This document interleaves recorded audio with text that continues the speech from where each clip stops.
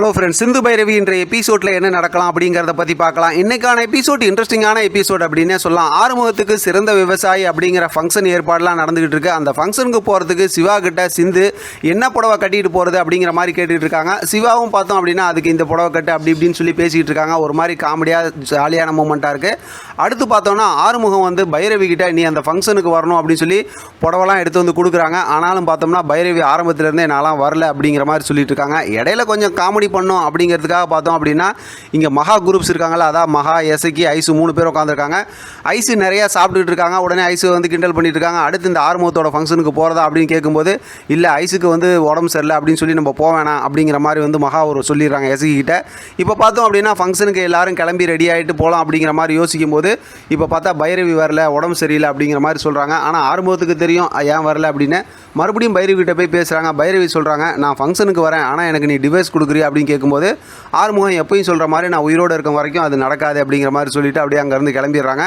ஆனால் கட்டிட்டு வரதுக்கு புடவையும் பூ எல்லாத்தையும் கொண்டு வந்து அங்கே பைரவிக்கு முன்னாடி வச்சுட்டு அங்கேருந்து கிளம்பி போயிடுறாங்க.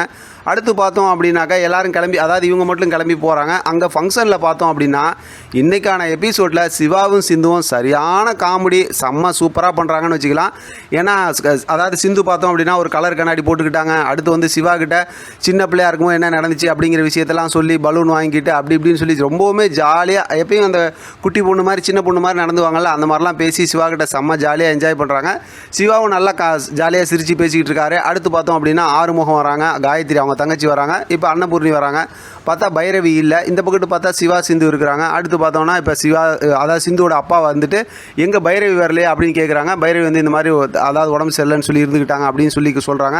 இப்போ அந்த ஃபங்க்ஷன் ஏற்பாடு பண்ணாங்கல்ல, அவங்க வந்து எல்லாம் என்ன இங்கே நின்று பேசிகிட்டு இருக்கீங்க, வாங்க வந்து உட்காருங்க அப்படிங்கிற மாதிரி ஃபங்க்ஷனுடைய ஏற்பாட்டுக்காரங்க கூப்பிட்றாங்க.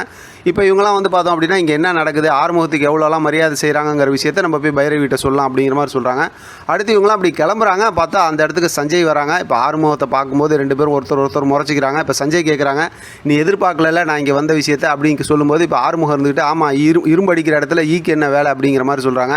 என்னை நீ ஈன்னு சொல்லி அசிங்கப்படுத்துறியா, ஆனால் ஈயாக இருந்தாலும் காதுக்குள்ளார போனால் என்ன பண்ணுவேன் தெரியுமா அப்படிங்கிற மாதிரி சொல்கிறாங்க.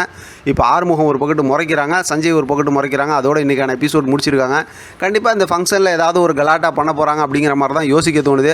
ஆனால் இதுவுமே பார்த்தோம் அப்படின்னா கண்டிப்பாக வந்து அதாவது ஆறுமுகத்துக்கு எதிராகவும் பைரவிக்கு அதாவது சஞ்சய்க்கு சாதகமாகவும் பைரவி பார்க்குற மாதிரி ஏதோ நடக்க போகுதுன்னு நினைக்கிறேன். ஏன்னா பைரவி தான் அந்த ஃபங்க்ஷனுக்கு வந்துருவாங்கல்ல, அது சம்மந்தமாக சூப்பராக ஒரு ப்ரோமோ வரும்னு நான் எதிர்பார்த்துட்ருக்கேன். அப்படி வந்துச்சுன்னா நம்ம தொடர்ந்து பேசலாம். இதை பற்றின உங்களோட கருத்து கமெண்ட் பாக்ஸை தெரியப்படுத்துங்க. தொடர்ந்து ஆதரவு கொடுங்க. தேங்க்யூ ஃபார் வாட்சிங்.